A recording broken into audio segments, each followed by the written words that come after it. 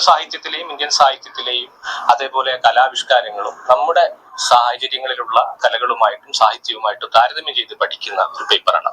Rap സംഗീതം എങ്ങനെയാണ് അടിച്ചമർത്തപ്പെട്ടവരുടെ ഒരു വികാരം പാട്ടുകളിൽ ആവിഷ്കരിക്കുന്നത് എന്നതിന്റെ ലോകത്തിലുള്ള ഒരു ഉദാഹരണവും നമ്മുടെ കേരളീയമായ ഒരു ഉദാഹരണവും തമ്മിലുള്ള ഒരു താരതമ്യം വിദ്യാർത്ഥികൾക്ക് മനസ്സിലാക്കുന്നതിന്റെ ഭാഗമായിട്ടാണ് അത് വെച്ചിരിക്കുന്നത്.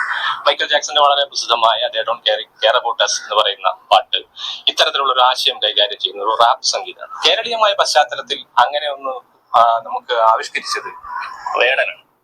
ഈ രണ്ട് പാട്ടുകളും ചേർത്ത് വെച്ചു. വിദ്യാർത്ഥികളെ സംബന്ധിച്ച് വേടന്റെ പാട്ടുകളും ഒക്കെ വലിയ പരിചിതരായിട്ടുള്ള തലമുറ വളരെ ശ്രദ്ധയോടുകൂടി കേൾക്കുന്ന പാട്ടുകളാണ് ഈ പാട്ടുകൾ. അവരുടെ ഭാഷയാണ് ഉപയോഗിക്കുന്നത്. നമ്മൾ പരിചിതമായിരിക്കുന്ന എഴുത്തച്ഛൻ, ചെറുശ്ശേരി തുടങ്ങിയ കാര്യങ്ങളൊക്കെ അവിടെ പഠിക്കാനുണ്ട്. അതോടൊപ്പം ഏറ്റവും പുതിയ തലമുറയുടെ ഭാഷയും പഠിക്കേണ്ടതുണ്ട്. വേടനെ എതിർക്കുന്ന വിമർശിക്കുന്ന ആൾക്കാരുണ്ടാവും. വേടനുമായി ബന്ധപ്പെട്ട മറ്റു കാര്യങ്ങളൊക്കെ സർക്കാരും മറ്റു കാര്യങ്ങളും തീരുമാനിക്കിട്ടാണ്. വേടന്റെ പാട്ടാണ് നമ്മുടെ വിഷയം. അത്രേ ഉള്ളൂ. വേടന്റെ പാട്ട് മാത്രമേ വിഷയമാക്കാൻ പാടുകയുള്ളൂ.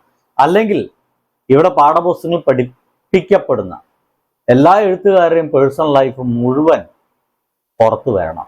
അത്രേ ഉള്ളൂ. ബൈ.